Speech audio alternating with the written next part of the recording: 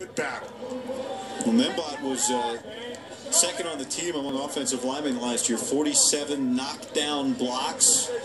Is it difficult for a guy of his size when you're talking about leverage?